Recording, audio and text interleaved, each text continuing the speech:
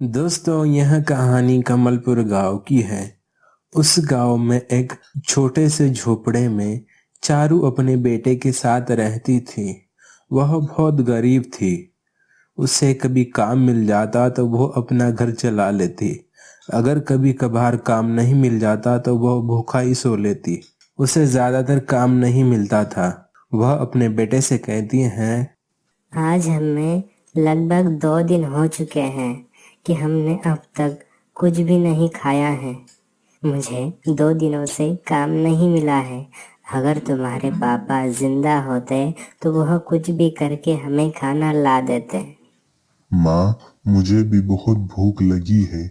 आप मेरे लिए कुछ खाने के लिए लेके आ जाओ माँ। ठीक है, मैं एक बार और कोशिश करके देख लेती हूँ कि मुझे कोई काम देता है या फिर नहीं। इतना कह के चारू वहां से काम ढूंढने चली जाती है। उसे एक फैक्ट्री में मजदूरी का काम मिल जाता है। उसे भारी भरकम रेती के बोरी उठाकर रखना होता है। वह बहुत मेहनत से यह काम करती है। तभी उसे उसका बॉस देख लेता है। वो चारू से कहता है, चारू, लगता है कि तुम बहुत भूखी हो, फिर भी तुम इतना मेहनत का काम कर रही हो। क्या तुम्हारे पति कुछ काम नहीं करते? इतना सुनकर चारू रोने लगती है। अरे रे रे, क्या हुआ? तुम रो क्यों रही हो? सेठ जी, मैं बहुत गरीब हूँ। मेरे पति एक सेठ के यहाँ पर नौकरी किया करते थे। एक दिन उनकी कार खाई में गिर जाती है। मेरे पति ने उन्हें बचाते बचाते ही अपनी जान दे दी। यह सुनकर मुझे बड़ा अफसोस हुआ। क्या उस सेठ ने तुम्हें कुछ मुआवजा नहीं दिया?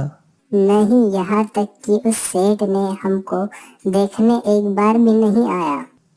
इतना कहकर चारू वहां से काम का मुआवजा लेकर चली जाती है। वह जाते वक्त अपने बेटे के लिए खाना लेकर जाती है।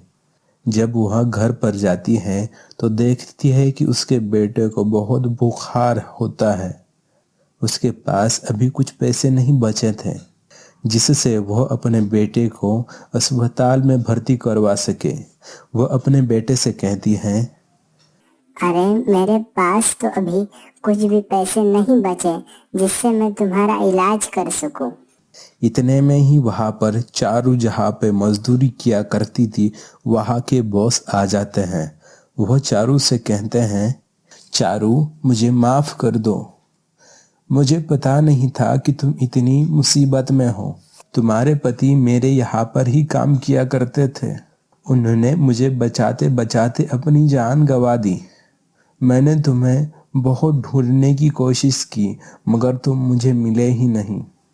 मैं तुम्हारे रहने के लिए एक नया घर दे देता हूँ और तुम्हारे बेटे का दाखिला बड़े अच्छे स्कूल में करवा देता हूँ। मैं तुम्हारे बेटे को मेरे अस्पताल में भर्ती करवा देता हूँ। वहाँ पर तुम्हारा और तुम्हारे बेटे का लाइफ टाइम फ्री में इलाज किया जाएगा। चारू यह सब सुनकर बहुत खुश होती है। कालू कौवा उन्हें नया घर दे देता है और उसके बेटे का दाखिला बड़े अच्छे स्कूल में करवा देता है।